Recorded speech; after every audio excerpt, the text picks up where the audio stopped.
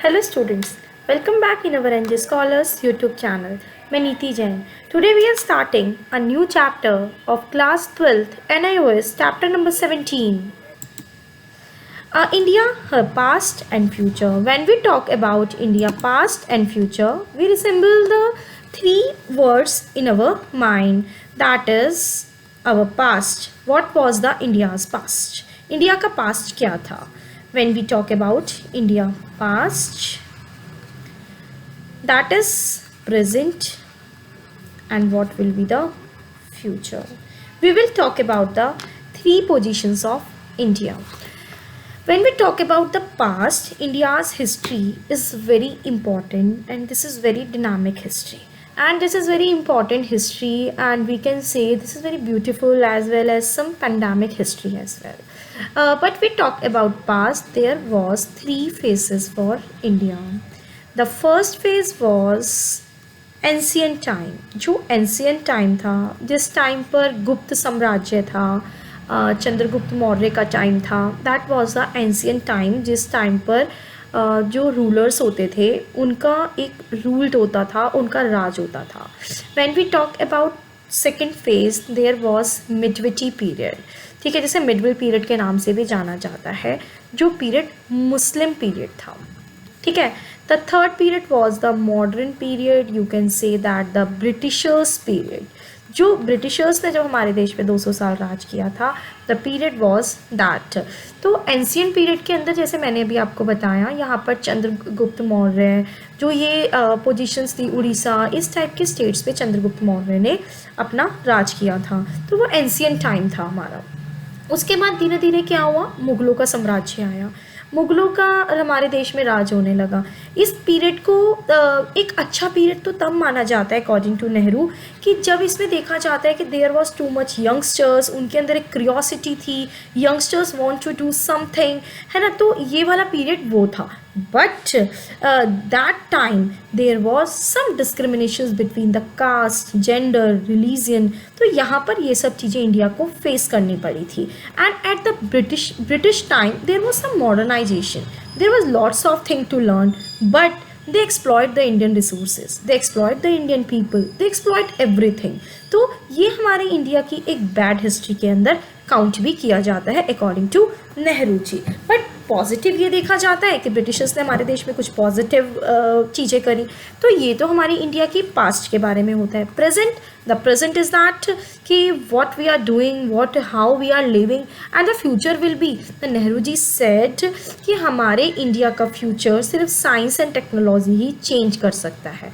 The main objective of that chapter is that is fine. तो ये एक छोटा सा हमने क्रक्स पढ़ा कि इसमें क्या बताया गया है. Nehru ji was very proud of India. As only not the Nehru ji, we also proud of our India. Nehru ji was proud of India's mature and tolerant culture. वो कहते हैं हमें इंडिया के मेच्योर और टॉलरेंट कल्चर पे बहुत proud है, यहाँ के धर्म पे, काफ़ी चीज़ों पे हमें बहुत प्राउड है. सबसे इम्पॉर्टेंट थिंग जो यहाँ पे पावरफुल एंड एनर्जेटिक रेस है, मतलब जेंडर्स रेस है. ठीक है. But at the medieval period India के अंदर कुछ डिस्क्रिमिनेशन से धर्म और कास्ट को लेके, ठीक है, यूरोपियन ने काफ़ी इनोवेटिव आइडियाज़ दिए, जैसे मैंने आपको बताया, इन्फॉर्मेशन दी हमें काफ़ी, इंडस्ट्रीज़ में काफ़ी रिवोल्यूशंस आए. जैसे हम जानते हैं कि बहुत सारी इंडस्ट्रीज़ पहले इंडिया में नहीं होती थी, फिर इंडिया में काफ़ी इंडस्ट्रीज स्टैब्लिश हुई. काफ़ी ब्रिटिशर्स के टाइम पर चेंजेस आए, जैसे हम देख सकते हैं रेलवे इंडिया ब्रिटिशर्स के टाइम पर आए हैं इंडिया में. तो ये काफ़ी सारे चेंजेस हुए थे at the time of Europeans.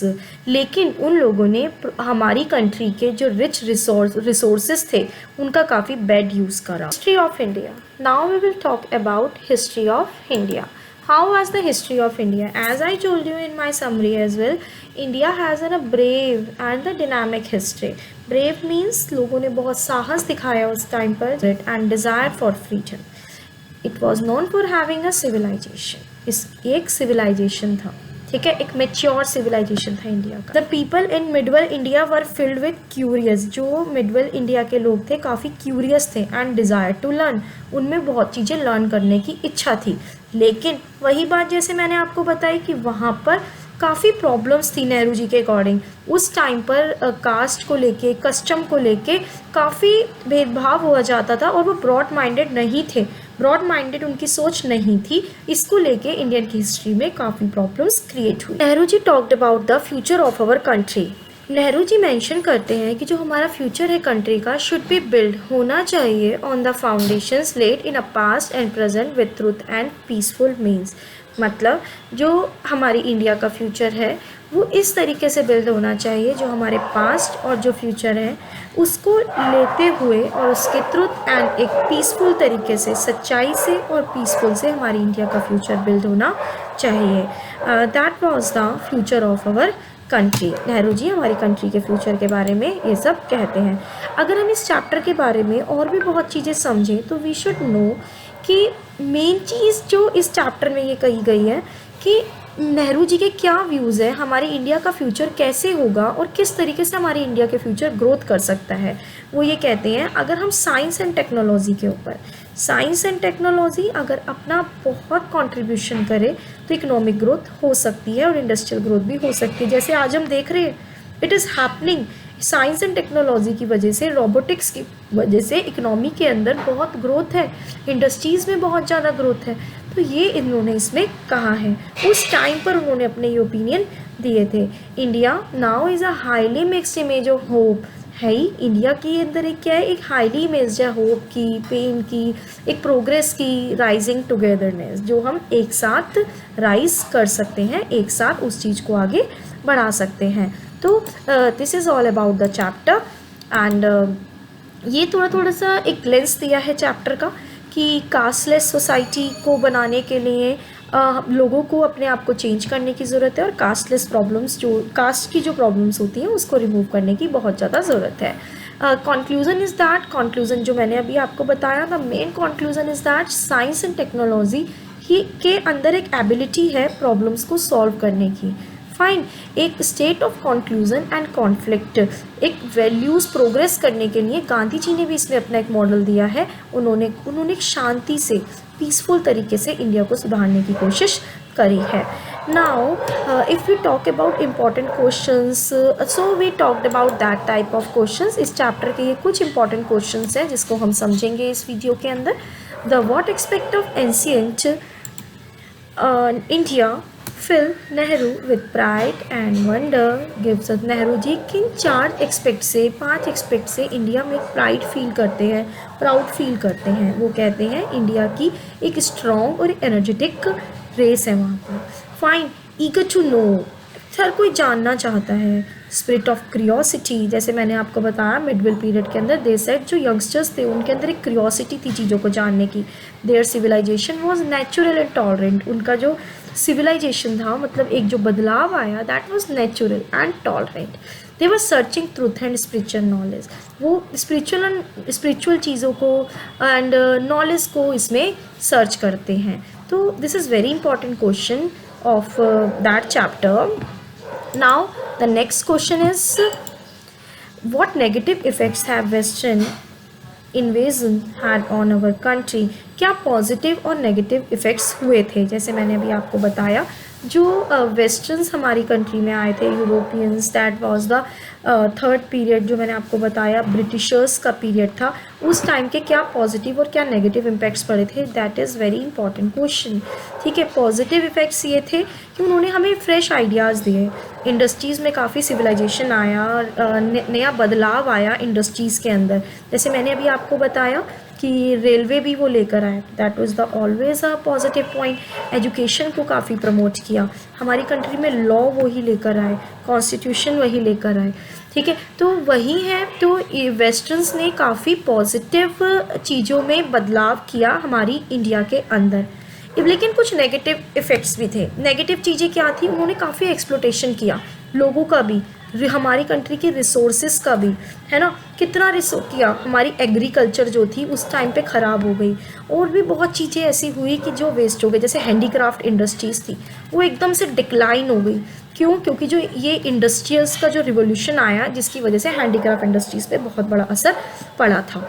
ठीक है, तो जो प्राइम मिनिस्टर है कंट्री के are the major task that Nehru face, उनको क्या मेजर टास्क, देखो आप जानते हो हु हैज़ अ रिस्पॉन्सिबिलिटी, जिसके पास रिस्पॉन्सिबिलिटी होती है उस टाइम पर जब हमारी कंट्री वो फर्स्ट प्राइम मिनिस्टर थे हमारी कंट्री के, तो जिस टाइम पार्टीशन हुआ वहाँ से लेकर उसके बाद उनके पास कितनी रिस्पॉन्सिबिलिटीज़ थी, उनको कितनी प्रॉब्लम्स थी जो उन्हें फेस करनी पड़ी थी। तो उनके पास एक मेन टास्क क्या था कि इंडिया की प्रोस्पैरिटी को, प्रोग्रेस को बनाए रखना, ग्रोथ करना, इंडिया के लोगों के अंदर कुछ चेंजेस लाना। कितनी बड़ी बात है उस टाइम पर, जिस टाइम पर 200 साल किसी देश ने हमारे पे राज किया और उसके बाद एकदम से चेंजेस लाना, that was the main task of everyone. Fine. The model of the Gandhi ji provide, Gandhi ji ने अपना क्या मॉडल दिया, आप सब जानते हो गांधी जी तो वैसे ही एक साइलेंट थे, मतलब काफ़ी वो उस पर बिलीव करते थे, doing anything with a peaceful mode, peaceful Wars पे वो ज़्यादा बिलीव करते थे।